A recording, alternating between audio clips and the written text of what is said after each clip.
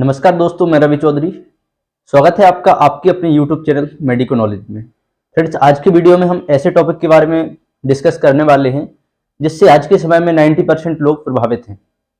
आज का टॉपिक है डायबिटीज।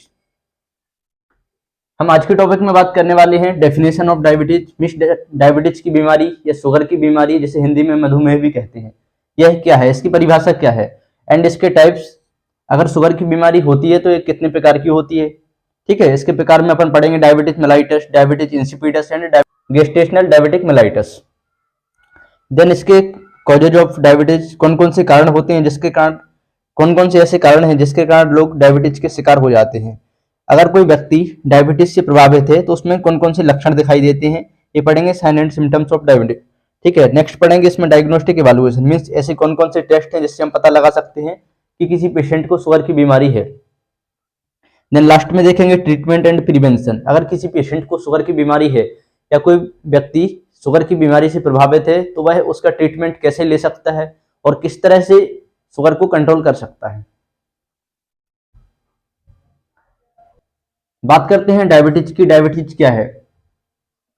डायबिटीज एक ऐसी बीमारी है जिसमें हमारे शरीर में, हमारे ब्लड में ग्लूकोज का लेवल बढ़ जाता है। अब जो अलग अलग प्रकार की डायबिटीज होती है, ठीक है, उसके अलग अलग कारण होते हैं। हमारे शरीर में एक हार्मोन होता है जो हमारे बॉडी में या ब्लड में ग्लूकोज के लेवल को मेंटेन करके रखता है। उस हार्मोन का नाम है इंसुलिन। अगर हमारे शरीर में इंसुलिन का लेवल कम हो जाता है तो ग्लूकोज का लेवल ब्लड में बढ़ जाता है, जिस कारण से ब्लड में ग्लूकोज का लेवल बढ़ने से शुगर का लेवल भी बढ़ जाता है। अगर हमारे शरीर में इंसुलिन का लेवल बढ़ जाता है तो ग्लूकोज का लेवल कम हो जाता है, जिसके कारण हाइपोग्लाइसीमिया होती है, मींस हमारी बॉडी में, हमारे ब्लड में ग्लूकोज का लेवल कम हो जाता है।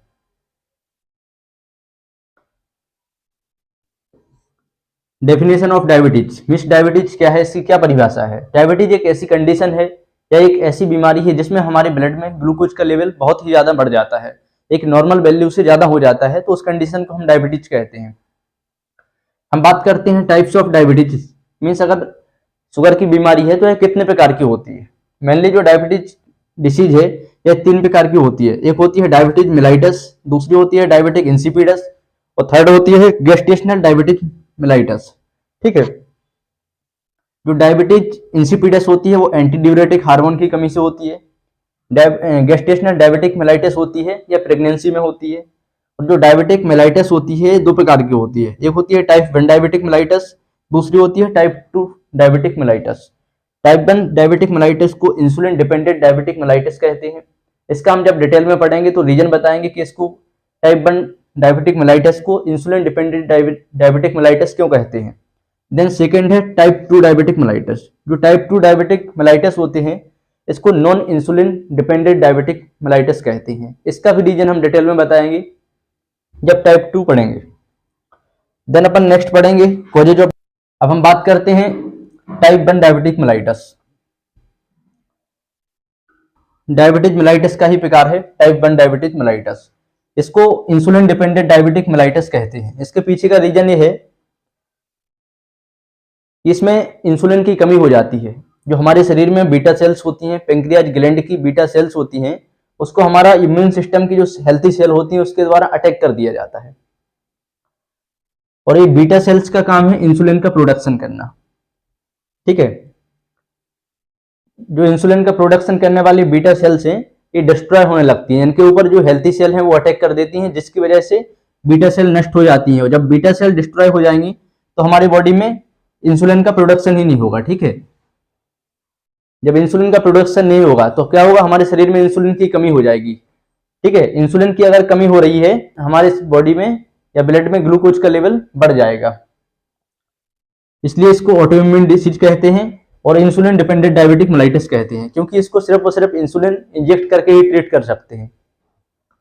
मींस इसको किसी भी ऐसी कोई टेबलेट नहीं है जिससे इंसुलिन टाइप 1 डायबिटिक मेलाइटस को कंट्रोल कर सकें। इसको सिर्फ और सिर्फ इंसुलिन इंजेक्शन लगा के ही कंट्रोल कर सकते हैं, इसलिए इसको इंसुलिन डिपेंडेंट डायबिटिक मेलाइटस कहते हैं। बात करते हैं कॉजेज ऑफ डायबिटिक मेलाइटस। इसका फर्स्ट कॉज होता है अननोन, मींस इसका एग्जैक्ट कॉज आज तक किसी को पता नहीं चला है। सेकंड कॉज है इसका जेनेटिक्स, टाइप 1 डायबिटिक मेलाइटिस होती है जेनेटिक्स होती है, मीन्स अगर किसी परिवार में, किसी फैमिली में अगर किसी के फादर को हुई है या ग्रैंडफादर को हुई है तो वो नेक्स्ट जनरेशन में 1 generation to another generation transfer होने वाली बीमारी है। बात करते हैं लक्षण की, sign symptoms of type 1 diabetic mellitus. Means type 1 diabetic mellitus में कौन कौन से लक्षण दिखाई देते हैं। पहला होता है पॉलीयूरिया। पॉलीयूरिया का मतलब होता है फ्रीक्वेंसी ऑफ यूरिनेशन, मतलब अगर कोई पेशेंट टाइप 1 डायबिटिक मेलाइटिस से सफर कर रहा है तो उसको बार बार यूरिन आएगा, मीन्स उसका पेशाब करने का मन बार बार होगा। सेकंड इसका सिम्टम्स है पॉलीफीजिया। पॉलीफीजिया का मतलब पेशेंट को बहुत ज्यादा भूख लगेगी, उसका कंटिन्यू कुछ ना कुछ खाने का मन करता रहेगा। इसका थर्ड सिम्टम्स है पॉलीडिस्पिया। पॉलीडिस्पिया मतलब पेशेंट को बहुत ज्यादा प्यास लगती है, इसमें खाने पीने का बहुत ज्यादा मन होगा, यूरिन पास करने का बहुत ज्यादा मन होता है, ठीक है। नेक्स्ट इसका जो लक्षण है कीटोएसिडोस। कीटोएसिडोस उसको हम नेक्स्ट वीडियो में डिटेल में पढ़ेंगे। इसमें क्या होता है, हमारी बॉडी से कीटोन्स होता है जो यूरिन के थ्रू ग्लूकोज बाहर निकलने लगता है, ठीक है, जिसके कारण पेशेंट को बहुत ज्यादा वीकनेस होती है ना, वेट लॉस होता है। Slow healing of wound. अगर कोई व्यक्ति टाइप 1 डायबिटिक मेलाइटिस से सफर कर रहा है, ठीक है, उसको अगर टाइप 1 डायबिटिक मेलाइटिस है तो उसका जो भी वुंड रहेगा, कहीं भी उसको चोट लग गई है या कोई इंजरी हो गई है तो उसको हील होने में बहुत ज्यादा टाइम लगेगा। ये भी एक लक्षण है टाइप 1 डायबिटिक मेलाइटिस का। बात करते हैं diagnostic evaluation of type 1 diabetic mellitus. हम कैसे डायग्नोस करेंगे, कैसे पता लगाएंगे कि कोई पेशेंट टाइप 1 डायबिटिक मेलाइटिस से सफर कर रहा है। तो इसका एक स्पेशली टेस्ट होता है इंसुलिन सी पेप्टाइड टेस्ट। इससे हम क्लियरली पता लगा सकते हैं कि पेशेंट टाइप 1 डायबिटिक मेलाइटिस से सफर कर रहा है या फिर उसको टाइप 1 डायबिटिक मेलाइटिस होने वाली है। देन अदर टेस्ट भी है इसमें, एफबीएस करा सकते हैं, फास्टिंग ब्लड शुगर, पीपीबीएस करा सकते हैं, HbA1c टेस्ट करा सकते हैं, इसमें 3 मंथ की एवरेज शुगर का पता लगा सकते हैं, है ना। एनी टाइम आरबीएस करा सकते हैं, रैंडम ब्लड शुगर, एंड एक यूरिन का टेस्ट होता है यूरिन कीटोन, वो भी टेस्ट करा सकते हैं। अगर उसमें यूरिन कीटोन में कीटोन बॉडीज प्रेजेंट है तो उसमें अपन समझ सकते हैं कि पेशेंट को कीटोएसिडोसिस हो रहा है, मतलब पेशेंट डायबिटीज से सफर कर रहा है। बात करते हैं हम ट्रीटमेंट की।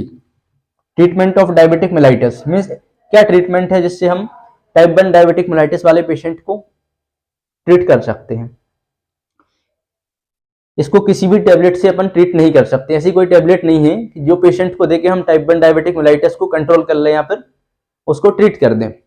इसको ट्रीट करने के लिए सिर्फ और सिर्फ इंसुलिन थेरेपी यूज की जाती है। इंसुलिन थेरेपी को इन्फ्यूजन से भी एडमिनिस्टर कर सकते हैं। इन्फ्यूजन का मतलब एक 50 ml की सिरिंज रहती है बहुत बड़ी, ठीक है, इतनी अप्रोक्स, तो उसमें इंसुलिन लिया जाता है और उसमें कुछ NS मिलाई जाती है, नॉर्मल सेलाइन, और उसका एक कंटिन्यू इन्फ्यूजन चलाया जाता है, उससे अपन कंट्रोल कर सकते हैं।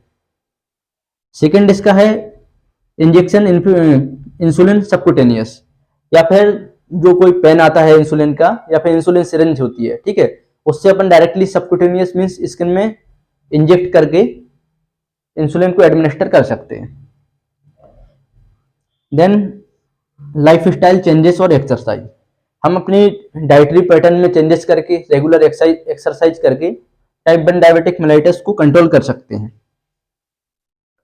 इसी तरह के हेल्थ रिलेटेड वीडियो देखने के लिए हमारे यूट्यूब चैनल मेडिको नॉलेज को सब्सक्राइब करें एंड अधिक से अधिक लोगों तक शेयर करें, जिससे सभी लोगों को हेल्थ रिलेटेड इंफॉर्मेशन मिल सके एंड सभी अवेयर हो सकें।